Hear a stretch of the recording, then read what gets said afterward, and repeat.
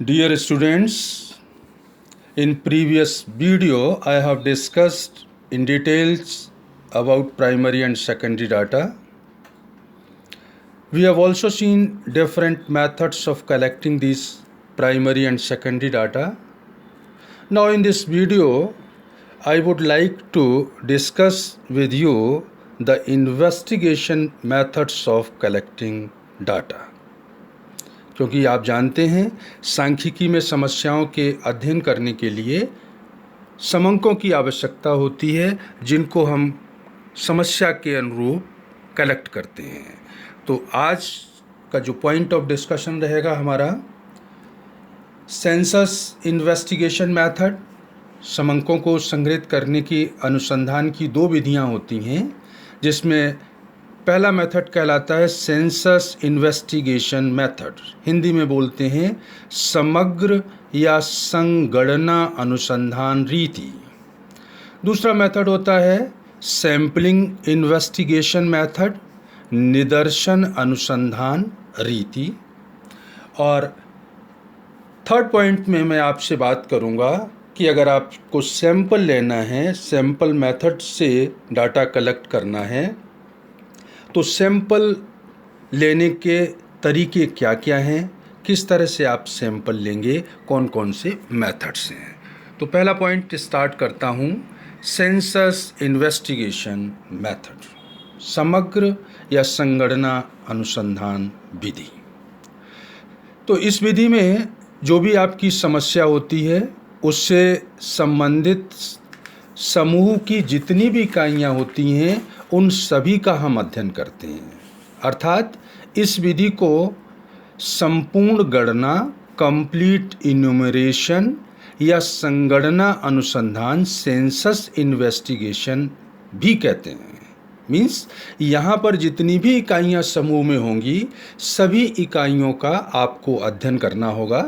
जैसे अगर किसी विश्वविद्यालय के विद्यार्थियों के मासिक व्यय के बारे में आपको पता करना हो तो विश्वविद्यालय के प्रत्येक छात्र से कांटेक्ट करके उसके बारे में समंक एकत्र करना संगणना या समग्र या सेंसस इन्वेस्टिगेशन मेथड कहलाता है। इस मेथड की कुछ विशेषताएं हैं। जैसे इस विधि का जब आप उपयोग करते हैं तो प्रत्येक इकाई का एक गहराई से अध्ययन होता है, क्योंकि समंक संग्रहण के दौरान प्रत्येक इकाई के विषय में मुख्य सूचना के अतिरिक्त कुछ और भी सूचनाएं एकत्र कर ली जाती हैं। जैसे आप जानते हैं जनसंख्या की गणना होती है तो उसमें हम देखते हैं कि और भी बहुत सारे कॉलम होते हैं। शिक्षा आपकी क्या है, आयु क्या है, व्यवसाय, वैवाहिक स्थिति से संबंधित आंकड़े भी प्राप्त हो जाते हैं। इस मेथड से जो प्राप्त आंकड़े होते हैं, चूँकि प्रत्येक इकाई का व्यक्तिगत निरीक्षण हो जाता है, तो इनमें शुद्धता और विश्वसनीयता बहुत अधिक होती है। इस अनुसंधान का उपयोग उन परिस्थितियों में भी किया जाता है या उन परिस्थितियों में किया जा सकता है जहां पर समूह की इकाइयों में पर्याप्त भिन्नता हो, मीन्स सजातीयता नहीं है, तो वहाँ पर हम इस मेथड को काम में ले सकते हैं। क्योंकि सैम्पलिंग मेथड हम वहीं पे काम ले सकते हैं जहाँ पर इकाइयों में आपस में समानता हो। लेकिन इसके कुछ ड्रॉबैक्स भी हैं, कमियां हैं, क्योंकि इसमें हर इकाई को टच करना होता है, सूचना कलेक्ट करनी होती है, तो खर्चीली है। इसमें टाइम भी अधिक लगता है, लेबर भी अधिक लगता है। और इस विधि का प्रयोग केवल सीमित क्षेत्र में ही संभव है, क्योंकि विस्तृत क्षेत्र में प्रत्येक इकाई से संपर्क स्थापित करना संभव नहीं होता है। तो कुल मिलाकर के सेंसस इन्वेस्टिगेशन मेथड में जितनी इकाइयां हैं सभी से संपर्क स्थापित करके आंकड़ों को एकत्र किया जाता है। दूसरा इन्वेस्टिगेशन का मेथड है सैम्पलिंग इन्वेस्टिगेशन मेथड।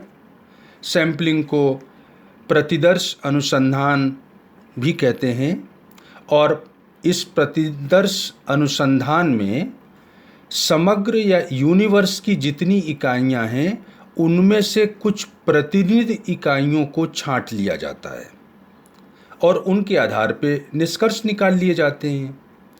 समग्र में इस प्रकार जो इकाइयाँ प्रतिनिधि के रूप में चुनी जाती हैं उनको न्यादर्श, सैंपल, नमूना या बानगी कहते हैं। प्रतिदर्श की इकाइयाँ समग्र का प्रतिनिधित्व करती हैं, इसलिए ये आशा की जाती है कि सैम्पलिंग मेथड के आधार पर जो परिणाम प्राप्त होंगे वो पूरे समग्र पर या सामूहिक रूप से सभी इकाइयों पर लागू होंगे। मीन्स यहाँ हम प्रत्येक इकाई का अध्ययन नहीं करेंगे, बल्कि उनमें से कुछ इकाइयों को सेलेक्ट कर लेंगे, उनके आधार पे डाटा कलेक्ट करके और एनालिसिस कर लेंगे, और जो परिणाम आएगा हम मान लेंगे कि वो परिणाम बाकी सभी लोगों पर या इकाइयों पर भी लागू होता है। जैसे पिछले एग्जाम्पल में मैंने बोला कि किसी विश्वविद्यालय के सपोज 2000 बच्चे हैं और उन 2000 बच्चों के मासिक व्यय का अनुमान लगाना है, तो प्रत्येक 2000 बच्चों से कांटेक्ट करके उनकी सूचना ली जाए तो वो सेंसस इन्वेस्टिगेशन हो जाएगा। अब हम अगर 2000 बच्चों में से 200 विद्यार्थी छांट लें और उनके मासिक व्यय का अध्ययन कर लें तो ये प्रतिदर्श अनुसंधान होगा। प्रतिदर्श अनुसंधान में 200 विद्यार्थियों को छांटकर आपने जो निष्कर्ष निकाला है ये माना जाएगा कि बाकी सभी विद्यार्थियों पर भी वो एज इट इज़ लागू होते हैं। वर्तमान में सैम्पलिंग मेथड का बहुत अधिक उपयोग होने लगा है। हमारे जीवन के दैनिक कार्यों या साधारण व्यवहार में या वस्तुओं को खरीदने में भी हम देखते हैं कि कोई भी अगर वस्तु खरीदनी हो तो उसका हम सैंपल देख करके पूरे के बारे में अनुमान लगा लेते हैं। घर में अगर चावल बनते हैं तो चावल के 2 दाने निकाल के आप देख सकते हैं कि पक गए हैं। अगर वो 2 दाने पके हुए हैं तो ये मान लिया जाता है कि बाकी दाने भी पक गए होंगे। या यूँ कहें, अगर कोई डॉक्टर आपकी बीमारी का पता करना चाहता है तो ब्लड का 1 बूंद का सैंपल लेता है और उसकी जांच करके निष्कर्ष निकाल लेता है कि आपको कौन सी बीमारी है। मीन्स जो 1 बूंद रक्त में समस्या या बीमारी दिख रही होगी वो पूरे ब्लड में होगी। तो सैम्पलिंग मेथड आज आधुनिक काल में व्यावसायिक, घरेलू, साधारण व्यवहार या औद्योगिक क्षेत्रों में इसका प्रयोग बहुत ही ज़्यादा बढ़ता जा रहा है। इसकी कुछ विशेषताएं हैं, क्योंकि टाइम इसमें कम लगता है। 2000 की जगह 200 विद्यार्थियों का ये अध्ययन करना है। धन भी कम लगता है और सीमित साधनों से आप जांच कर सकते हैं। निष्कर्षों में विश्वसनीयता होती है, क्योंकि जो आप सैंपल लेते हैं वो एक साइंटिफिक मेथड से सैंपल लेकर के आप फिर उसका डाटा कलेक्ट करते हैं, तो ये माना जाता है कि जो सैंपल में विशेषताएं हैं वो उसमें भी शामिल होंगी। कुछ परिस्थितियां ऐसी हैं कि वहाँ पर आप यूनिवर्स का अध्ययन ही नहीं कर सकते हैं। मीन्स सेंसस मेथड काम में नहीं लिया जा सकता है, सैंपल मेथड ही काम में लिया जा सकता है। जैसे मान लीजिए आकाश में क्षेत्र बहुत व्यापक है, आकाश में तारों की संभावना या गणना कितनी है, या आपका ब्लड जिसकी सारी इकाइयों को बाहर नहीं निकाला जा सकता क्योंकि उनके नष्ट होने की संभावना है, आदमी मर सकता है। तो ऐसी इकाइयाँ जो अनंत हैं, क्षेत्र बहुत विशाल है, या इकाइयों की जांच के दौरान उनका नष्ट होने की संभावना है, तो उन परिस्थितियों में हम समस्त इकाइयों का अध्ययन न करके कुछ चुनी हुई इकाइयों को सैंपल के रूप में ले लेते हैं और उसके आधार पर निर्णय लेते हैं। कुछ इसके ड्रॉबैक्स भी हैं कि अगर सैंपल लेने वाला अवैज्ञानिक या पक्षपातपूर्ण तरीके से इकाइयों का चुनाव करे तो निष्कर्ष भ्रामक हो सकते हैं। सैंपल लेने के लिए सैंपल का साइज़ क्या होगा, उससे जो परिणाम आएंगे उनमें वेरिएशंस के लिए क्या लिमिट्स फिक्स करनी है, इन सभी कामों के लिए एक स्पेशलाइज्ड आदमी की ज़रूरत होती है। तो विशिष्ट ज्ञान प्राप्त व्यक्ति ही सैम्पलिंग के मेथड को अप्लाई कर सकता है। साथ ही अगर समग्र की सभी इकाइयों में जैसा मैं पहले भी कह चुका हूँ, एक रूपता या सजातीयता नहीं है, तो वहाँ पर सैंपल मेथड काम में नहीं लिया जा सकता है। मीन्स अगर विविधता है तो फिर आप इस मेथड का उपयोग नहीं कर सकते हैं। तो दो तरह के मेथड्स हैं इन्वेस्टिगेशन के, एक तो हमारा हो गया समग्र या संगणना अनुसंधान, और एक कहलाता है प्रतिदर्श या सैम्पलिंग मेथड। अब बात करते हैं सैम्पलिंग मेथड्स की, कि सैंपल आप जो लेंगे वो सैंपल लेने के क्या क्या तरीके हैं, कितनी विधियों से आप सैंपल लेते हैं और क्या करना होता है। तो नेक्स्ट पॉइंट है हमारा methods of sampling. Methods of sampling में पहला मेथड लिया जाता है सविचार प्रतिचयन, विचार पूर्वक प्रति सैंपल लेना। सविचार का मतलब विचार पूर्वक प्रतिचयन सैंपल का चुनाव करना। इस मेथड में क्या करते हैं, जो इन्वेस्टिगेटर है, अनुसंधान करता है, वो अपने ज्ञान, प्रशिक्षण, चतुराई या अनुभव के आधार पर कुछ ऐसी इकाइयों का सैंपल छांटता है जो उसकी राय में समस्त समग्र की विशेषताओं का उचित रूप से प्रतिनिधित्व करती हैं। प्रतिदर्श में किन इकाइयों को सम्मिलित किया जाए, ये पूर्णतया अनुसंधानकर्ता की स्वेच्छा या इच्छा पर निर्भर करता है। ये विधि तभी काम में लाई जा सकती है जब रैंडम सैंपलिंग, अभी अपन बात करेंगे दैव प्रतिचयन विधि, कि अगर रैंडम सैंपलिंग अपनाएं तो कुछ ऐसी इकाइयों या आंकड़ों के छूटने की संभावना है जिनका जांच के लिए या समंकों को एकत्र करने के लिए होना आवश्यक है। जैसे मान लीजिए अगर टी कंपनी से रिलेटेड मैं डाटा कलेक्ट कर रहा हूँ, अगर मैं रैंडम सैंपलिंग लेता हूँ, दैव प्रतिचयन विधि से इकाइयों का चयन करता हूँ, तो हो सकता है ब्रूक बॉन्ड कंपनी का नाम उसमें ना आए, जबकि हम जानते हैं कि ब्रूक बॉन्ड कंपनी बड़ी कंपनी है, उससे संबंधित आंकड़ों को किसी भविष्य के लिए निष्कर्ष निकालने के लिए ज़रूरी है कि शामिल किया जाए। तो दैव प्रतिचयन विधि में हम जिस कंपनी या संस्था जिसकी ज़रूरत है कि आप आंकड़े वहाँ से लें हमारे फ्यूचर प्लानिंग या एनालिसिस के लिए, तो उसको हम पहले शामिल कर लेंगे, और किसको शामिल करना है नहीं करना है, ये जो काम है वो इन्वेस्टिगेटर आपका होगा, अनुसंधान करता होगा, उसकी इच्छा पर निर्भर करता है। इसीलिए इसे बोलते हैं सविचार प्रतिचयन, विचार पूर्वक किसको लेना किसको नहीं लेना, उनको सैंपल के रूप में सेलेक्ट कर लेना। दूसरा मेथड होता है रैंडम सैंपलिंग, दैव प्रतिचयन आप कहते हैं इसमें। और क्या करते हैं, इस विधि में समग्र में से इकाइयाँ इस प्रकार छांटी जाती हैं कि प्रत्येक इकाई के सैंपल में शामिल होने की संभावना बराबर हो। सैंपल 200 विद्यार्थियों का है समग्र, और 200 में से मुझे 5 विद्यार्थियों का सैंपल लेना है, तो रैंडम सैंपलिंग मेथड में हम इस तरह से सैंपल लेंगे कि 200 में से 5 को लेना है, तो हर विद्यार्थी को सैंपल में आने या उसके चुनाव करने की संभावना बराबर हो। प्रतिदर्श या सैंपल में इकाइयों का चयन प्रोबेबिलिटी या चांस के आधार पर होता है।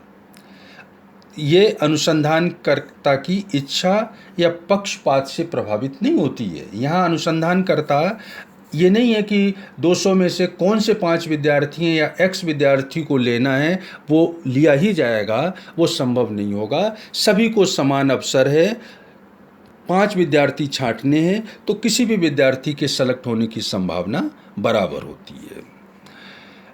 रैंडम सैंपलिंग के अपने कुछ मेथड्स हैं। रैंडम सैंपलिंग जब आप लेंगे तो किस तरह से ले सकते हैं, चुनाव करेंगे, तो जैसे पहला है लॉटरी विधि द्वारा। लॉटरी नंबर 1 2 3 नंबर लिख दिया, लॉटरी का चुनाव करने के लिए किसी निष्पक्ष व्यक्ति से पर्ची निकलवा ली, तो जिसका नाम आ गया उसको सेलेक्ट कर लेंगे।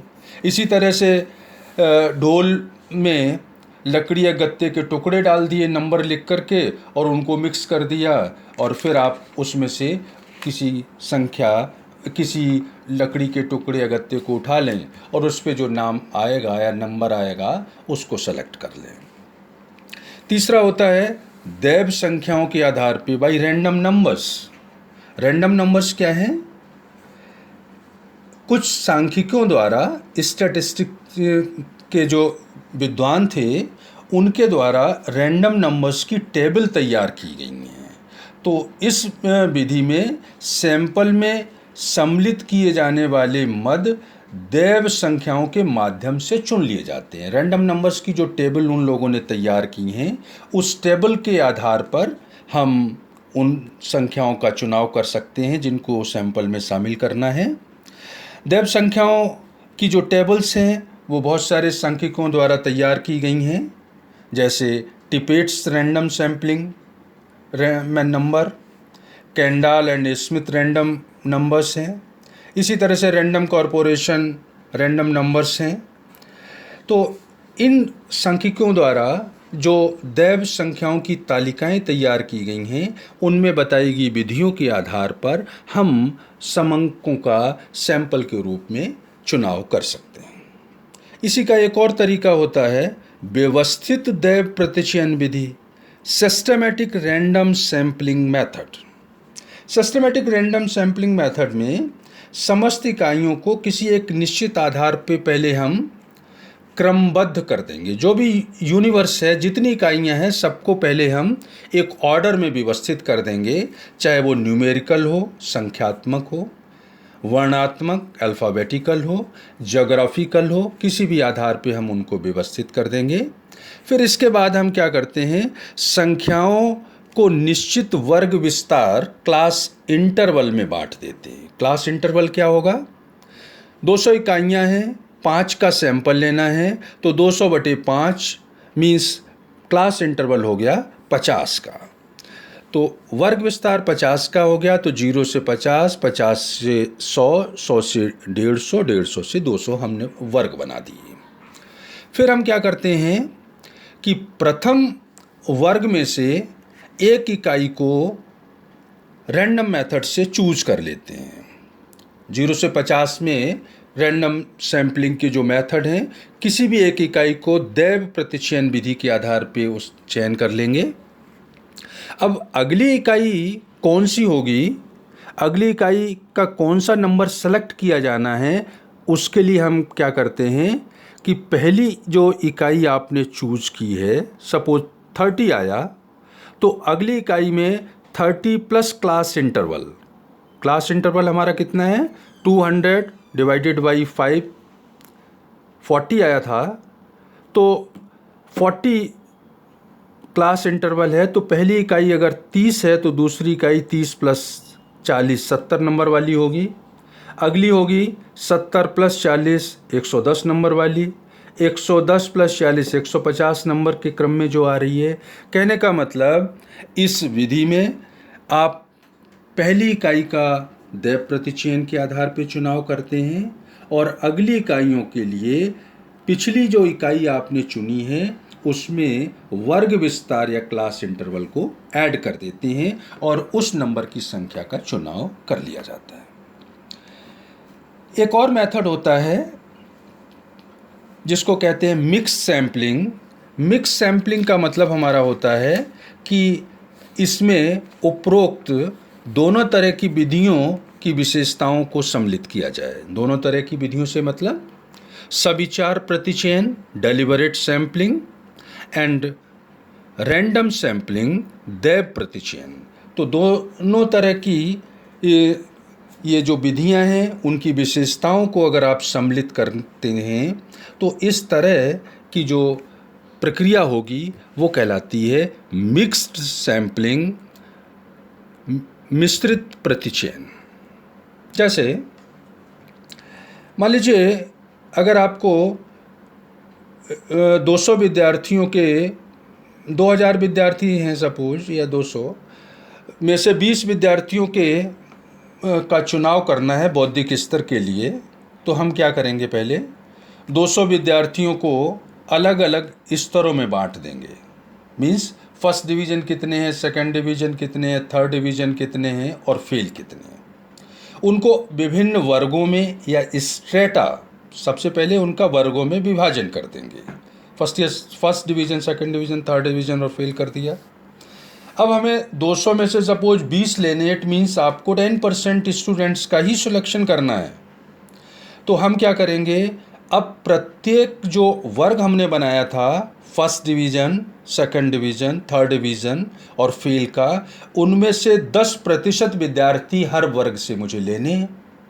और अब 10% जो विद्यार्थी वर्ग विशेष से लेने हैं, उनका हम रैंडम सैम्पलिंग मेथड से उपयोग कर लेंगे या उनका चुनाव कर लेंगे। कहने का मतलब, मिक्स सैम्पलिंग में सबसे पहले हम सविचार प्रतिचयन या डेलिबरेट सैम्पलिंग के आधार पर उनको विभिन्न वर्गों में बांट देंगे और फिर वर्गों में से सैम्पलिंग मेथड के आधार पर इकाइयों का चयन कर लेंगे और फिर उनके आधार पे आप अपनी समस्या है उसका एनालिसिस करके और निष्कर्ष देने में संभव होंगे।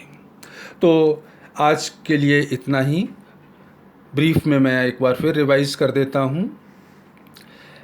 इन्वेस्टिगेशन के पॉइंट ऑफ व्यू से दो तरह के मेथड्स हैं हमारे पास, census investigation and sampling investigation method. Sampling census में सारी इकाइयों को गणना में शामिल करते हैं, जबकि सैंपल में कुछ चुनी हुई इकाइयों को सम्मिलित किया जाता है या उनका नमूना लिया जाता है।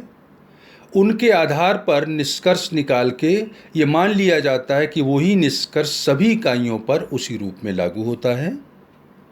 सैंपल लेने के तरीके, डेलिबरेट सैम्पलिंग, किसको शामिल करना किसको नहीं शामिल करना है, सब विचारपूर्वक सैम्पलिंग करना। एंड दूसरा होता है दैव प्रतिचयन, रैंडम सैम्पलिंग, जिसमें कोई भी इकाई सैंपल में शामिल हो सकती है, सभी को समान अवसर होता है। प्रोबेबिलिटी के सिद्धांत के आधार पर इकाइयों का चयन होता है।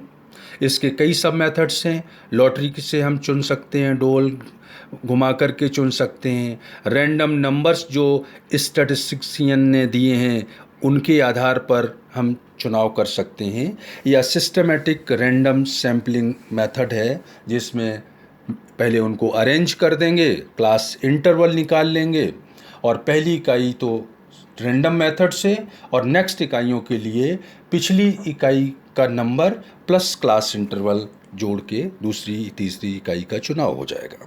मिक्स सैम्पलिंग में दोनों तरह के मेथड्स जो ऊपर अपन ने डिस्कस किए हैं उनकी विशेषताओं को सम्मिलित किया जाता है। इसमें सविचार मीन्स डेलिबरेट सैम्पलिंग के रूप में जो भी समग्र की इकाइयाँ होती हैं पहले उनके अलग अलग ग्रुप बना दूंगा और फिर रैंडम मेथड से उन ग्रुप्स में से इकाइयों का चयन किया जाता है। तो ये अभी थ्योरेटिकल पोर्शन चल रहा है, चूँकि अभी जो सिलेबस अभी डिस्कस करना है वो अभी सारा थ्योरेटिकल है। तो एक दो वीडियो और होगा अपना थ्योरेटिकल का, इसके बाद फिर देखते हैं न्यूमेरिकल पार्ट की बात करेंगे। तो आज के लिए इतना ही, जल्दी फिर आपसे मिलेंगे। Thank you.